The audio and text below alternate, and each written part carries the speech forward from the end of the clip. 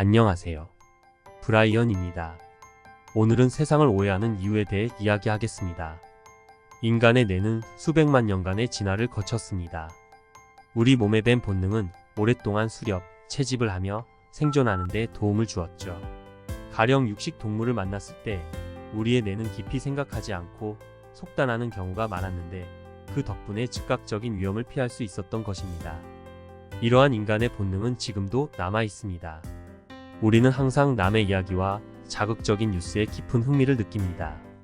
또 달달한 당과 지방기 많은 음식에 열광하는 것은 음식이 귀하던 시절 생존에 필요한 에너지원이었기 때문입니다. 아직도 수백만 년 전의 본능을 가지고 있는 게 신기하지만 정작 우리가 사는 시대는 크게 달라졌습니다. 인간에게는 이분법적 사고를 추구하는 강력한 본능이 있습니다. 부자와 가난한 자, 좋은 것과 나쁜 것, 보수와 진보, 흑과 백, 우리나라와 다른 나라 등으로 말입니다. 세상을 뚜렷이 구별되는 양측으로 나누는 것은 간단하고 직관적입니다. 아직도 대부분의 사람들은 세계를 선진국과 개발도상국으로 나누려 합니다. 실제 언론인, 정치인, 연구원, 평론가, 심지어 교사들도 일상적으로 쓰고 있는 말입니다. 선진국과 개발도상국이라고 말하면 우리는 잘 사는 나라와 못 사는 나라를 떠올립니다. 그렇다면 실제 전 세계 대다수의 인구는 어느 쪽에 속하는 걸까요? 일부 선진국을 제외하면 개발도상국에 해당하는 걸까요? 세상은 크게 변했습니다. 인구가 가장 많은 중국과 인도를 비롯해 대다수의 나라에서 가족 구성원은 적어지고 아동 사망률이 극히 낮아졌습니다.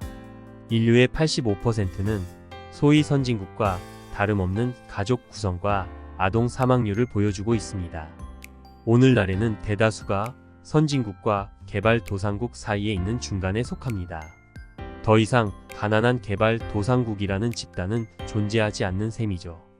현재 전세계 인구의 약 75%는 가난하지도 부유하지도 않은 중간 소득 국가에 산다는 말입니다. 언론은 의도적으로 서로 반대되는 두 부류 사람들, 반대되는 시각들, 반대되는 두 집단 사이의 갈등을 전달합니다. 언론은 영리한 이야기꾼입니다. 사람들이 어떤 이야기에 열광하는지를 잘 알기 때문이죠. 이처럼 서로 반대되는 이야기는 흥미롭고 솔깃하지만 진정한 상황을 이해하는데 방해가 됩니다.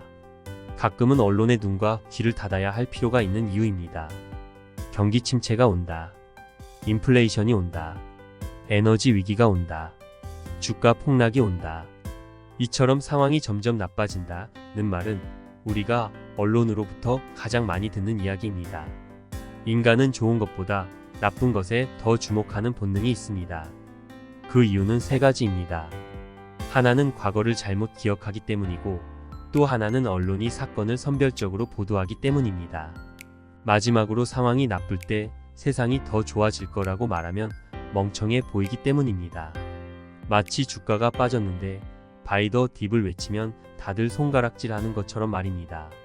실제는 맞는데도 말이죠. 우리는 전쟁, 기근, 자연재해, 부패, 대량해고 등 끊임없이 부정적인 뉴스를 접합니다. 언론의 자유가 커지고 빅데이터를 활용한 덕에 우리는 그 어느 때보다도 이러한 부정적인 이야기에 자주 노출되고 있죠. 주변에서 상황이 점점 나빠진다고 아우성치는 와중에 희망을 포기해버리는 건 부정 본능과 그에 따른 무지가 가져오는 최악의 결과일 것입니다. 실제 경기 침체와 주가, 부동산 폭락이라는 말로 지금 얼마나 많은 유튜버들이 설쳐대고 있는지 잘 알 것입니다. 부정적인 전망을 내놓는 것은 쉽습니다. 일부러 안 좋은 상황을 골라 짜깁기해서 이야기를 만들면 되니까요. 하지만 과거가 그랬으니까 앞으로도 그럴 거라고 단정 지을 필요는 없습니다. 과거의 끔찍한 기억은 겁나지만 미래를 예측하는 훌륭한 자원으로만 사용해야만 합니다. 언론은 좋은 뉴스는 거의 보도하지 않습니다. 사람들의 관심을 끌지 못하고 돈이 되지 않기 때문입니다. 폭발사고, 사망사고, 납치, 부패 등의 소식이 항상 일면을 차지합니다. 지금 우리가 기대하는 좋은 뉴스는 보도되지 않을 뿐이라고 생각하세요. 현 상황이 아무리 나쁘다고 말해도 점차 나아진다고 생각하면 부정 본능에 의한 스트레스도 줄어들 것입니다. 우리 주변에 나쁜 뉴스가 많아진 것은 세상이 나빠져서가 아니라 나쁜 소식을 감시하는 능력이 좋아졌기 때문이라고 생각하세요. 오래전 제가 초등학교 다닐 때 선생님이 석유가 곧 바닥날 거라고, 또 환경이 오염되어 지구가 위기라고 말했었습니다. 그런데 석유는 아직도 수백 년 쓸 만큼 남아있고 파괴된 오존층이 각 국의 노력으로 메워지기 시작했습니다. 어쩌면 이 세상은 우리가 들은 것보다 더 살기 좋고 아름다운 곳이 아닐까요? 세상은 점점 나아지고 있습니다. 단지 언론에 보도되지 않을 뿐입니다.